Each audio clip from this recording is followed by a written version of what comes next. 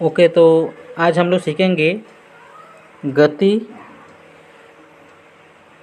एवं दूरियों का मापन। गति एवं दूरियों का मापन, ठीक है। तो ये चीज़ हम लोग सीखेंगे। तो सीखते हैं कि ये देखो क्या है, measurement of motion and distance. Measurement of motion and distance, ये हम लोग आज का टॉपिक है। तो चलो सीखते हैं क्या है इसमें। तो सबसे पहले हम लोग जान लेते हैं कि यहाँ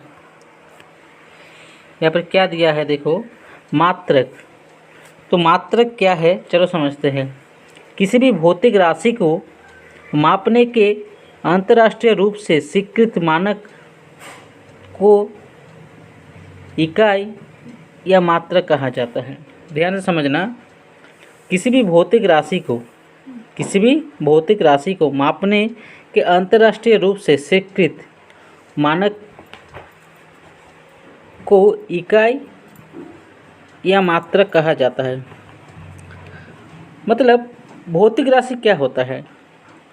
तो जैसे भौतिक राशि में देखो, समझने के लिए हमें थोड़ा नीचे जाना पड़ेगा और ये समझना पड़ेगा कि देखो ये भौतिक राशियाँ हैं। लंबाई, द्रव्यमान, समय, सेकंड।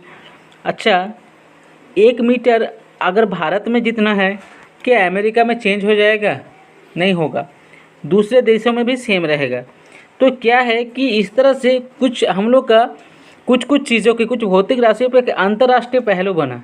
ऐसा नहीं कि हमारे देश में है 1 किलो अलग है तो दूसरे देश में 1 किलो अलग हो जाएगा, ये चेंज नहीं होता, ठीक है। वो अगर कुछ दूसरा बोला जा सकता है, लेकिन मतलब किलो ही बोला जाता है, लेकिन और भी जैसे वगैरह वगैरह होता है। जैसे हम लोग 1 गज बोलते हैं, या हम लोग क्या बोलते हैं विभिन्न देसी भाषा में, लेकिन उसका भी एक मान होता है कि ये केजी के साथ किससे कन्वर्ट होगा, ठीक है। नेक्स्ट देखो, तो फिर से समझते हैं कि क्या है।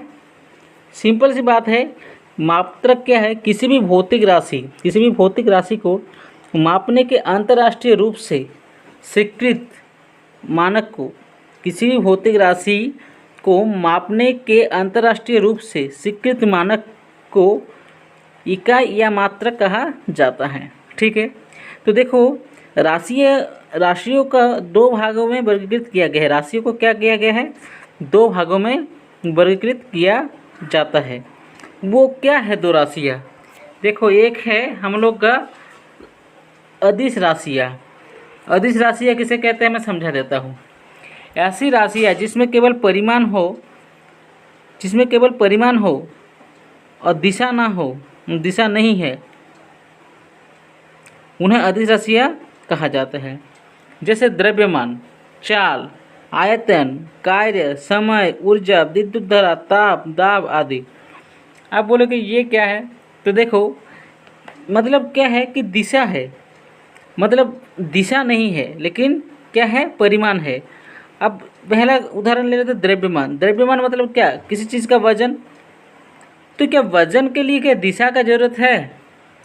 क्या अगर कोई चल रहा है, चाल चल रहा है एक निश्चित तरीके से, वो किधर भी चल रहा है, उसका कोई दिशा का जरूरत है?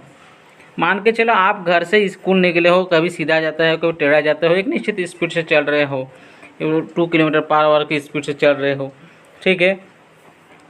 अब मान के चलो ये इतना धीरे धीरे चल रहे हो, तो आपके लिए कोई दिशा का जरूरत नहीं है।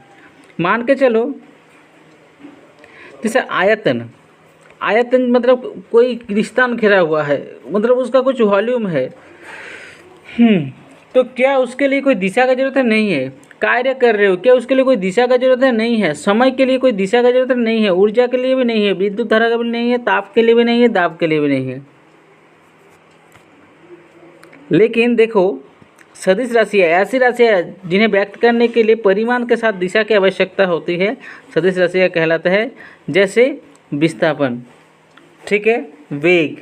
मान के चलो एक सिंपल सा, एक क्रिकेटर बॉल फेंकता है, इतना सीधा टाइट बॉल फेंकता है, बोलता है ना कि इतना किलोमीटर पर स्पीड से बॉल गया, और उसके साथ साथ क्या उसका मतलब वेग जो है उसका इतना किलोमीटर स्पीड के साथ, ये मतलब क्या मतलब बोला लेकिन क्या होता है उसका जो वेग होता है वो एक प्रकार से स्पीड हो गया, छोड़ो, मतलब वेग जो होता है उसके लिए एक निश्चित दिशा में उसका वेग होता है, ठीक है। अब तुम बल लगा रहे हो, बल मान के चलो, बल किसी चीज़ पे दीवार पे बल लगा रहे हो, दीवार को ठेलने की कोशिश कर रहे हो, क्या आप ठेल तो नहीं पाओगे या खतरा नहीं पाओगे, लेकिन क्या आप एक निश्चित दिशा में बल लगाओ तभी ना वो काम होगा। मान के चलो इस तरह से मैं बल लगा रहा हूँ तो निश्चित दिशा में लगा रहा हूँ, ठीक है। और क्या है विस्थापन। विस्थापन देखो क्या है, एक सिंपल सा मैं बात बता दूँ। विस्थापन क्या होता है कि दो बिंदु के बीच निश्चित न्यूनतम दूरी, एक बिंदु और दो बिंदु के बीच, ये जो दिख रहा है मैं एक मान के चलो ये एरो दे रहा हूँ, तो ये दो बिंदु के बीच न्यूनतम दूरी को हम लोग विस्थापन कहेंगे। देखो तुम अपने घर से स्कूल जाते हो, एक निश्चित दूरी है, लेकिन वो रास्ता ऐसा है कि एकदम डायरेक्ट सीधा है, नहीं तो हो सकता सीधा।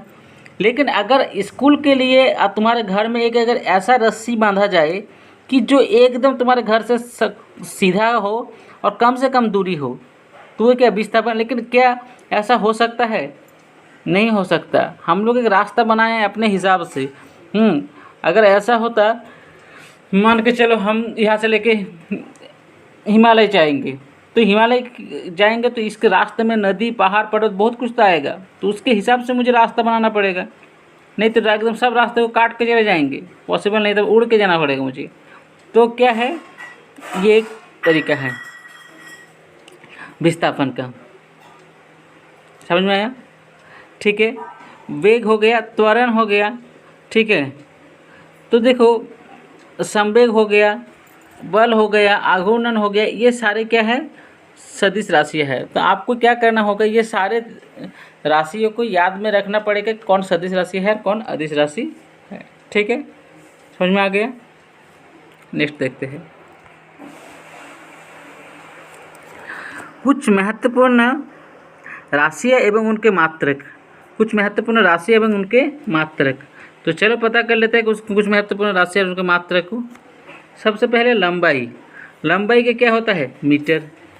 द्रव्यमान, तो लंबाई को किससे मापा जाता है? भाई लंबाई को तो मीटर से ही मापा जाता है ना, और कोई दूसरा चीज़ है? नहीं है मापने के लिए, ठीक है। तो लंबाई को किससे मापा जाता है? मीटर से। है सेंटीमीटर भी है, किलोमीटर भी है, लेकिन क्या हम लोग जगह के हिसाब से मापते हैं, तो एक मिनिमम किसको मान लिया है? मीटर को मान लिया है। द्रव्यमान, वजन कर रहे हैं, 1 किलो चीनी दीजिए, समझ में आ गया? इसे कहते द्रव्यमान। समय, समय को किससे मापा जाता है? सेकंड से मापा जाता है, आवर से मापा जाता है, मिनट से मापा जाता है, लेकिन स्टैंडर्ड किसको माना है? सेकंड को माना है।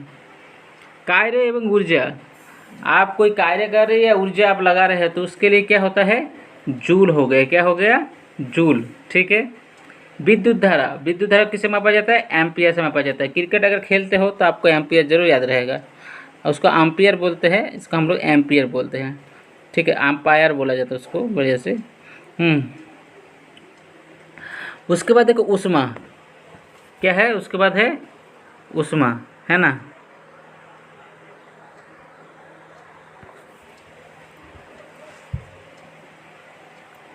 ऊष्मा का क्या है? कैलोरी। ऊष्मा का क्या है? कैलोरी।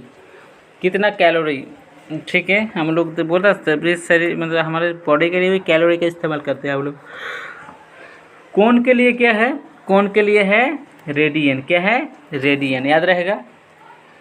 त्वरण के लिए है मीटर पर सेकंड स्क्वायर। बल के लिए है न्यूटन। दाब के लिए है पास्कल। शक्ति के लिए है वाट। क्षेत्रफल के लिए है वर्ग मीटर। आयतन के लिए घन मीटर। चाल के लिए मीटर प्रति सेकंड। आवृत्ति के लिए हर्ट्ज। तो ये हो गया। तो ये सबको क्या करना है? याद रखना है।